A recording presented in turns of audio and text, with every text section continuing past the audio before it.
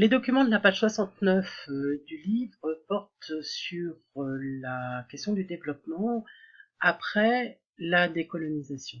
C'est une question qui est centrale. Les pays qui ont été décolonisés étaient des pays qui étaient sous domination, décolonisateurs.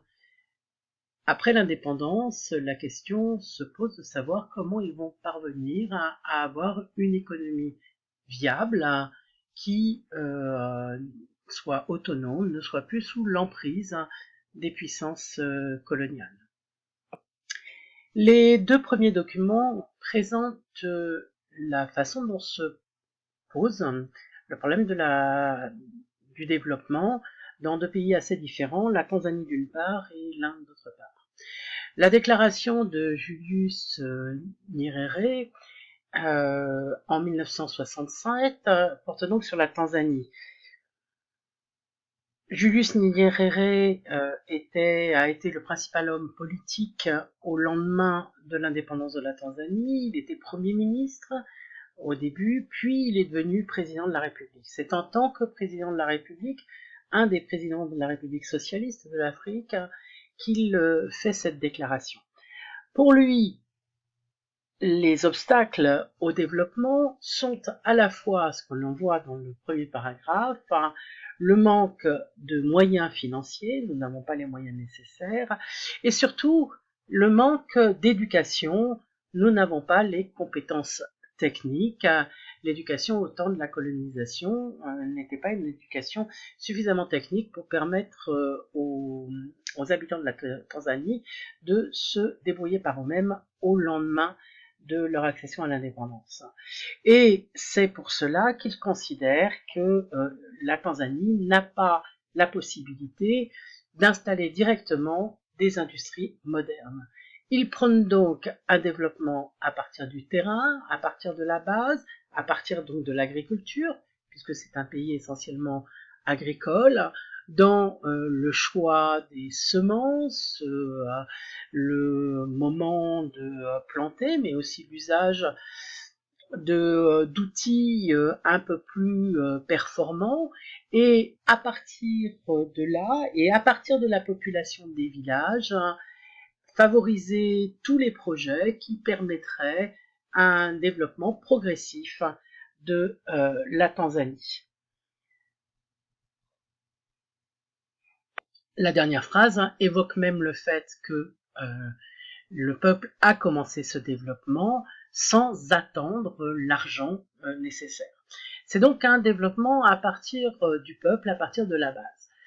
Le deuxième texte part d'un point de vue différent dans la mesure où on a affaire ici à un bulletin mensuel de Tata qui est la première, qui est encore aujourd'hui d'ailleurs la première, le premier groupe industriel en Inde. On a d'ailleurs aussi un pays qui est différent puisque l'Inde est au départ, au moment de l'indépendance, s'agissant de l'Inde c'est 1947, au moment de l'indépendance plus développée que ne l'est la Tanzanie.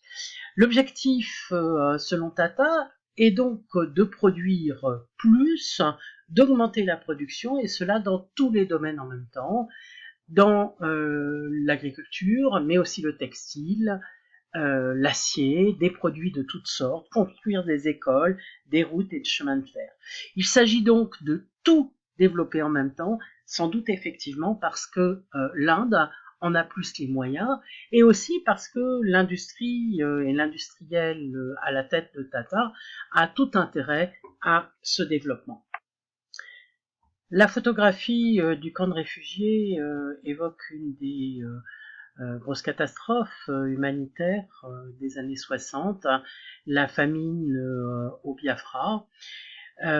C'est le résultat d'un conflit entre une région, la région du Biafra, et le Nigeria, qui a abouti donc à la coupure des relations économiques pour le Nigeria et donc à la cessation des approvisionnements de la région.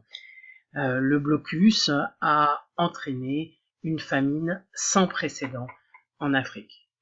En bilan général de cette page, on s'aperçoit que si l'objectif global Le développement est le même pour tous. Les moyens ne sont sans doute pas identiques. Les gros industriels ont d'autres possibilités et ont aussi d'ailleurs d'autres objectifs personnels. Et la situation est très différente suivant les pays. L'Afrique est déjà le continent qui souffre le plus de son mal développement au moment de la décolonisation. La page 71 porte elle aussi sur la question du développement, à travers elle aussi trois documents, mais avec une perspective qui est un peu différente, puisque la perspective ici est celle des relations internationales et de l'insertion dans la mondialisation. Le groupe des 77 a été créé en 1964, c'est-à-dire après l'accession à l'indépendance de l'ensemble des pays africains, ou de la quasi-totalité des pays africains, à l'exception notable des colonies portugaises. Il comporte 77 pays qui sont parmi les pays en voie de développement dans le monde. Il est en relation avec, il est créé à l'intérieur de l'ONU et en relation avec la CNUSED, c'est-à-dire la Conférence des Nations Unies pour la coopération et le développement.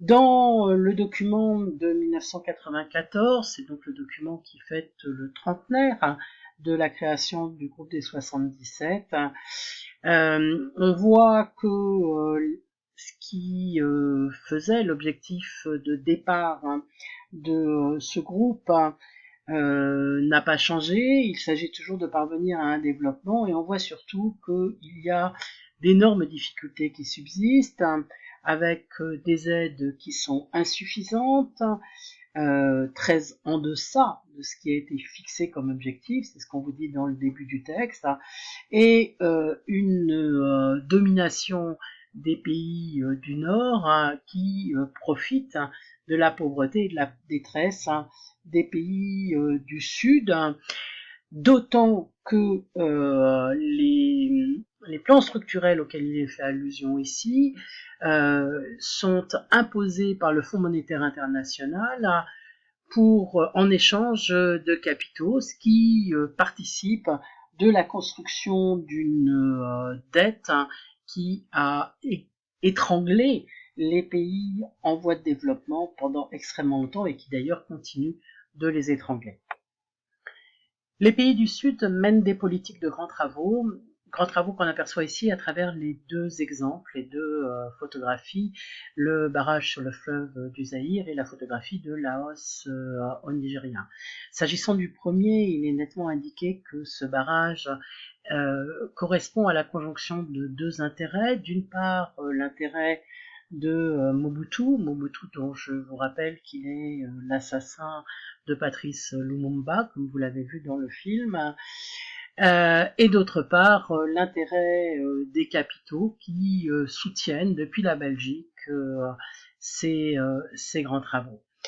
La photographie suivante vous montre une des plus grandes villes d'Afrique, la plus grande ville d'Afrique, Lagos au Nigeria, une des très grandes villes dans le monde, et on aperçoit un contraste à travers l'existence d'un centre des affaires typiquement international avec des buildings importants et puis des quartiers, en particulier à proximité immédiate des voies de circulation, des quartiers qui non seulement sont des quartiers bas, mais qui sont des quartiers qui sont essentiellement des bidonvilles.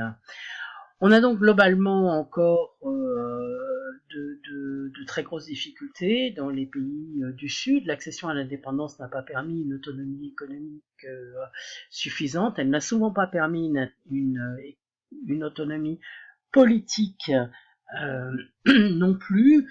Elle a néanmoins abouti à une différenciation assez nette à l'intérieur même des pays en développement, entre les pays asiatiques qui pour la plupart ont pu davantage développer leur économie favoriser une amélioration de la vie des habitants, et les pays d'Afrique qui, pour beaucoup, sont au contraire encore aujourd'hui en grande difficulté. C'est en Afrique que l'on a le plus grand nombre de pays les moins avancés. Pour finir, les pays du Sud s'insèrent dans l'économie mondiale dans une situation de dépendance. L'économie mondiale est maîtrisée par les pays du Nord, en particulier par les trois premiers groupes de pays, c'est-à-dire l'Amérique du Nord, l'Asie orientale et l'Europe occidentale. Il existe toujours une limite entre le Nord et le Sud, même si dans certaines régions cette limite tend à s'amoindrir. On a néanmoins une nouvelle division internationale du travail, avec un échange inégal entre des pays qui interviennent sur le marché pour des produits de première nécessité ou d'agriculture, et des pays qui, de l'autre côté, vendent leur technologie à ces premiers pays. On a bien une technologie avancée en Afrique. Internet est présente dans la plus grande partie, enfin dans tous les pays africains, et dans une grande partie du continent, mais c'est une situation qui ne fait que renforcer la dépendance du Sud à l'égard du Nord.